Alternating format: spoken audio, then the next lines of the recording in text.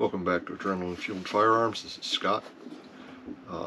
This will be part 2 of the 6.5 PRC shooting video, or range video. Moving forward, I don't foresee doing these as a two-parter. However, the special thing with the 6.5 PRC shoot video series was I had a comment on a video I did on a different build, and someone was curious about the 6.5 PRC. So since I didn't have any other content sitting around to put up, I said, okay, I'll just go ahead and make it. So I had some lighting issues I needed to resolve. Those are done. This will be part 2. So let's jump into it. We'll try to keep it relatively short.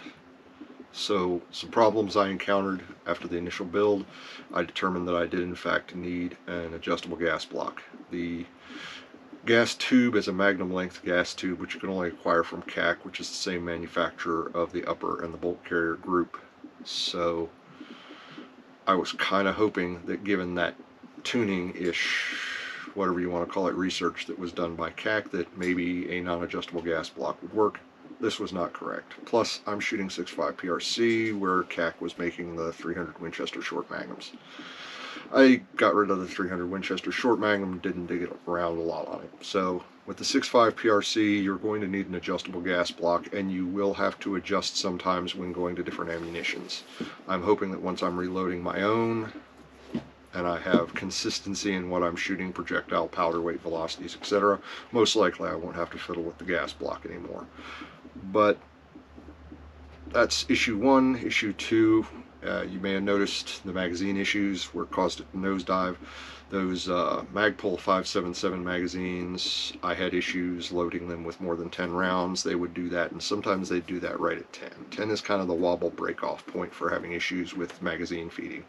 I did find that if you have something tight, like a spare lower or some type of loading device which actually keeps the magazine walls from flexing slightly as you insert new rounds, you don't have the issues as much, and you can get up to 20 rounds in that 25 round magazine.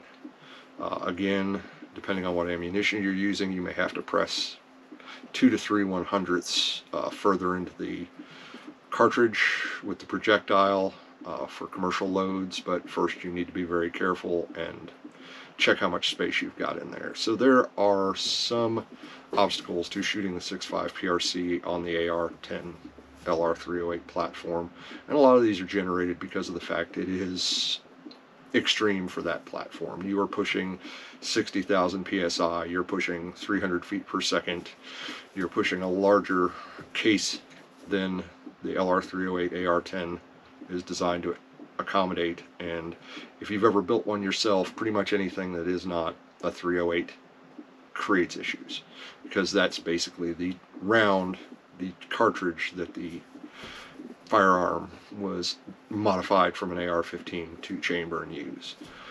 So there's some growing pains to it. There are some things you will need to be careful with, and some things you'll need to consider just with regards to shooting it.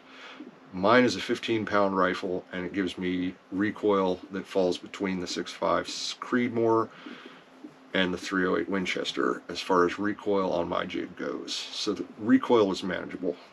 If you have a good optic that gives you good visibility, it is entirely probable that you will be able to see your rounds impact downrange. I'm still having problems with this, but I'm not using a super high-end optic. I don't have a good bipod on the rifle. I don't have any bipod on the rifle currently, but I believe it is within the realm of possibility to reach that goal. So if you are doing solo shooting, such as some of these competitions that are becoming more popular around the country now, where you go out by yourself and it's a simulated hunting where you engage your targets and you need to track your impacts, this may be okay for that if you can fall within the guidelines, or just for recreational shooting. But all in all, I have a lot of fun with my 6.5 PRC AR, and I'm sure that as I make modifications down the road, I'll do new videos. But I just want to wrap this one up pretty quick to kind of wrap up the shooting experience and point out a couple kind of discoveries that I found during the shooting experience. Again, I'd like to thank everybody for tuning in here. If you enjoyed it, if you got some information out of it, please like and subscribe. Feel free to comment below.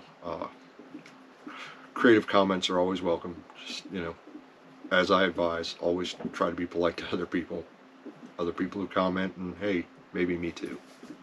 I'm not making any money off this. I wish I were. I'm just having fun and giving out information. Thanks a lot, folks. Hope to see you all here again for my future videos. Meanwhile, take care of yourselves.